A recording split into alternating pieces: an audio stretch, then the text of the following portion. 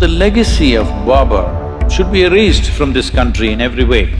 Nobody should do the crime of identifying present-day Muslims with this man, because he is not a devout Muslim by any standards.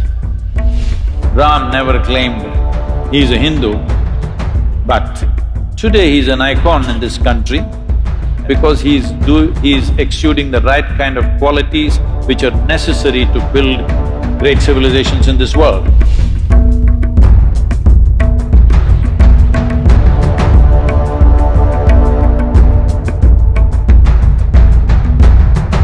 To give you some sense of what we are…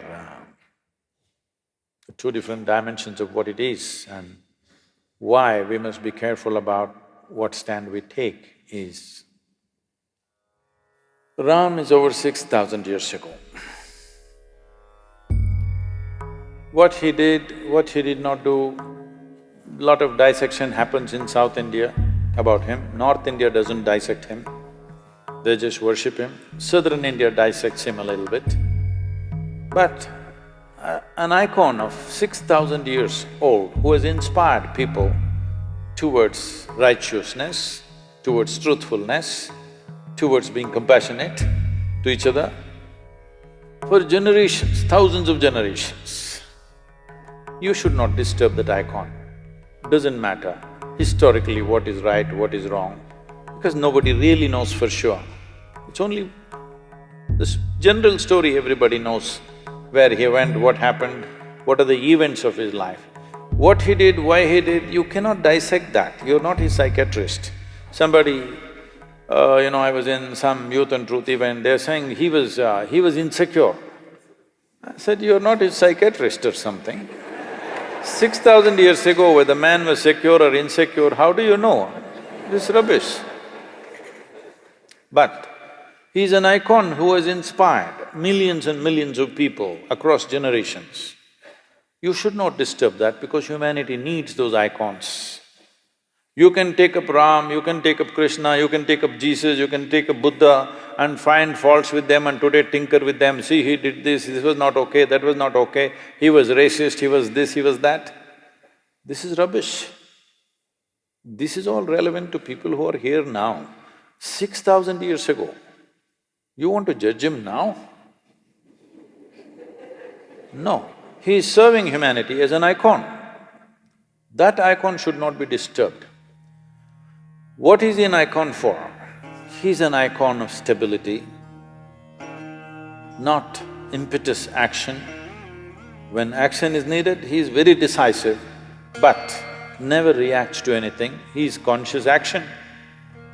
Even if it's war, he will do war. Surrender, he will do surrender. Give up his kingdom, he'll do give up his kingdom. But everything consciously in a balanced way. This is what we are worshipping him for, because he has a freedom of going through the drama of life, extreme drama in his life. But he goes through the drama effortlessly. He goes through the drama without reacting. He goes through the drama without any sense of angst or anger against anybody. When he kills Ravana, who stole his wife and causing havoc, he comes and repents for his death, that I had to do this. This is a kind of man, you don't disturb him. Well, at least that's a story, don't disturb the story. Geographically, was he born in Ayodhya? Yes. Was he born in this point? Come on, do you know in which point you were born? Hello? Forget about a man 6,000 years ago, you're still living. Do you know exactly at which spot your mother delivered you? I'm asking, does anybody know? No, so it's ridiculous argument. Now Babur. Babur is the third generation after Genghis Khan. This Mongol empire, Mongols, slowly the word Mongol became Mughal in India, it's Mongol. This Mongol empire expansion for a period of 90 years to 100 years killed over 40 million people. 40 million people. Of those times, it was nearly 10% of the world's population. You understand? 10% of the world's population, they killed not with a nuclear bomb, with swords, very energetic people. I'm saying it takes a lot of activity to kill 10% of the world's population, isn't it? Just with swords and spears. So wherever Genghis Khan went, he made a rule. All the males, wherever he conquered, all the males who were above the height of a cartwheel, those days the height of a cartwheel, which went with the armies, was always about 38 to 39 inches, about that much. Anybody who is above that height was killed. And then it is a practice of the Mongols to pile up all the severed heads into a big mountain. So the women were taken as slaves to service the soldiers, or they were sold in various markets across Middle East, Europe, everywhere they were sold. So they spread like this. After Genghis Khan came Taimur-Lung. Taimur-Lung bore Babur. Taimur-Lung came right up till Delhi, his empire. Then Babur came. Taimur-Lung is supposed to have killed 17 million people. In the cruelest possible way. What happened to the men is compassion. What happened to the women is another matter. I don't want to go into the descriptions. It is most terrible things happened to them. When Babur came, this is also the time of Guru Nanak. Guru Nanak, a very totally peaceful, non-reactive kind of human being, a realized being, said, "A messenger of death has come." And in Guru Nanak's own words, it is said, I'm paraphrasing, he said, he killed thousands of men wherever he went. In any town he went, kill all the men, burn the town down, capture the women and children. Women were brutally raped always in public, because it is not just a rape, it is a lesson for everybody. And in thousands, Babur sold the Hindu women in the markets of Kandahar and Kabul in thousands. Fortunately, he lived only for 4 years in India. He died. So the legacy of Babur should be erased from this country in every way. Above all, nobody should ever identify the present generation of Muslims with Babur, because the atrocities that he did not commit atrocity, he is an atrocity. Genghis Khan was not killing for religion, it's just power and conquest. Taimur-Lung also largely conquest, slightly a religious tinge came, but Babur used the religious connotation very strongly, and it gave him more power to kill because he thought he was doing jihad. Many times he ransacked Muslim towns also, Muslim populations also he killed. So he used religion very conveniently, according to his convenience. So him building mosques is not out of piety, not out of devotion, not for prayer. It is also an establishment of power. Whether it's a Hindu temple or a Jain temple, everything he broke.